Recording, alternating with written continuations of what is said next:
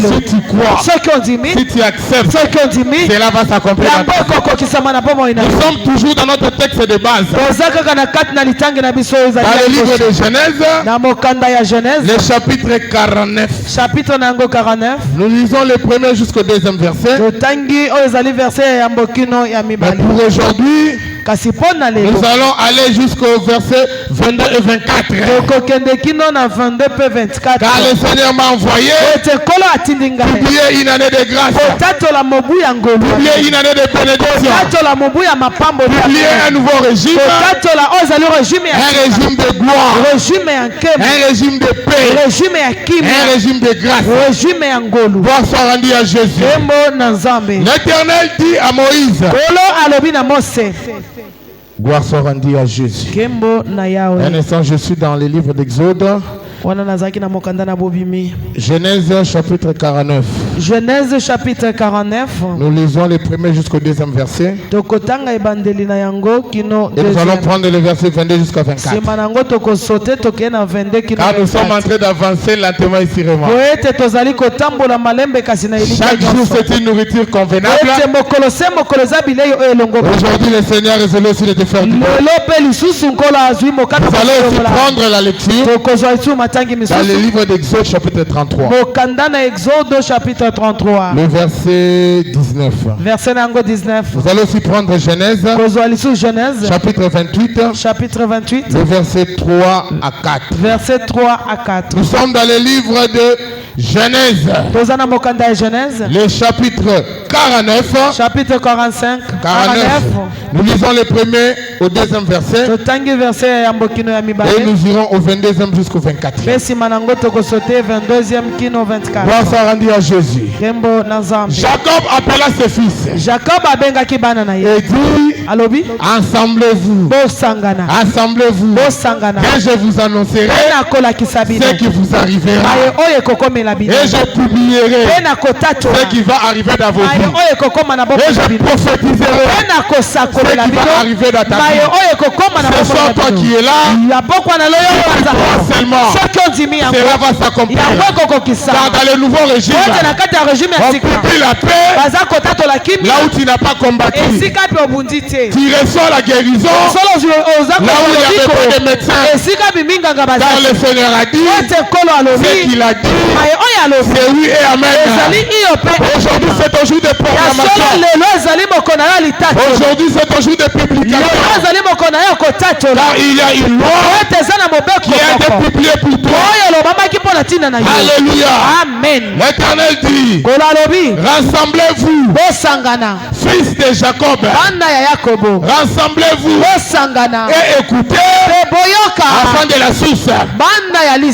Rassemblez-vous et écoutez afin de la source. Écoutez Israël, écoutez le Dieu de Joshua, votre père, votre père. Ce soir, le Seigneur t'a rassemblé pour écouter la parole de Dieu. Le Seigneur t'a rassemblé pour proclamer la guérison, pour proclamer la vie. Toi qui es là, sois disposé à recevoir. Ainsi dit le Seigneur. Joseph est le rejeton d'un arbre fertile. Alléluia. Amen. Je prophétise et je déclare, parce que tu es là, tu es le rejeton d'un arbre fertile. Ici qu'on kende, tu vas te multiplier, car tu es un rejeton d'un arbre fertile. La Bible déclare ceci, celui qui se confie à l'Éternel est semblable à un arbre qu'on a planté près d'une source d'eau. Parce que tu es là, tu es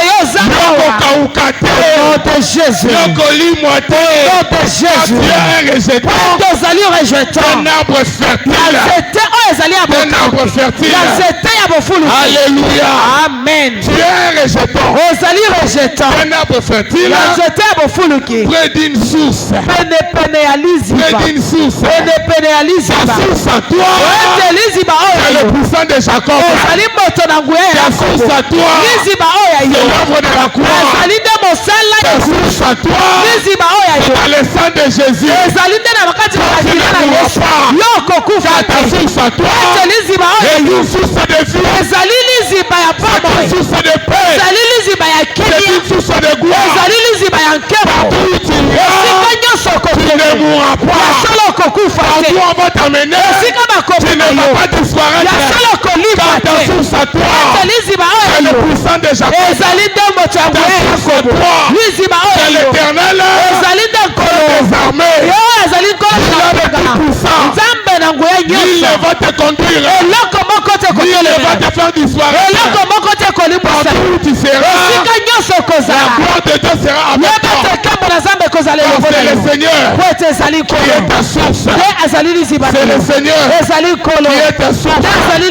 Alléluia. Amen. Alléluia. Amen. Tes proches à toi. Tes proches à toi vont s'élever au-delà de mirailles. Alléluia. Amen. Tu es un arbre et d'un rejeton fertile. Tes branches à toi s'élèveront au-dessus de mirailles.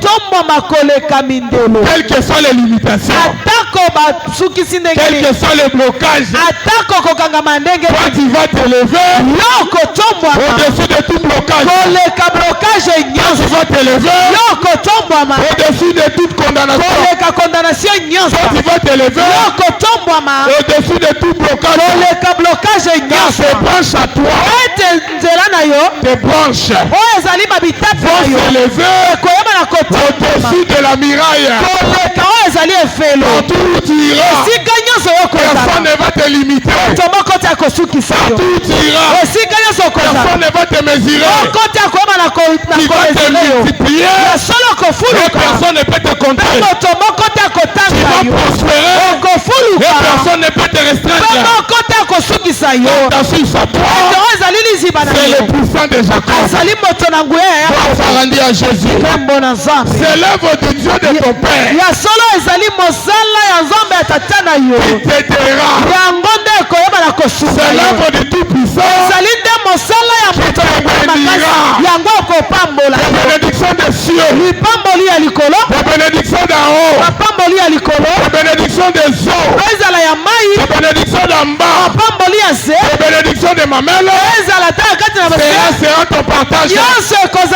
Alléluia. Partout où tu seras, ton grenier à toi sera rempli.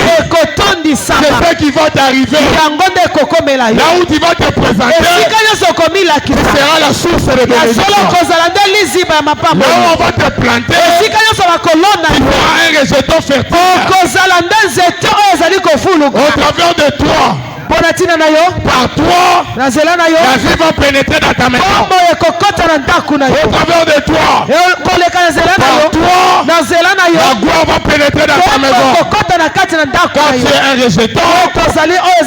rejeton fertile. Alléluia. Amen. Tu vas répéter après moi. Au nom puissant de Jésus. Au nom puissant de Jésus. Na kombo na Yesu. Na makoki epesa melinga.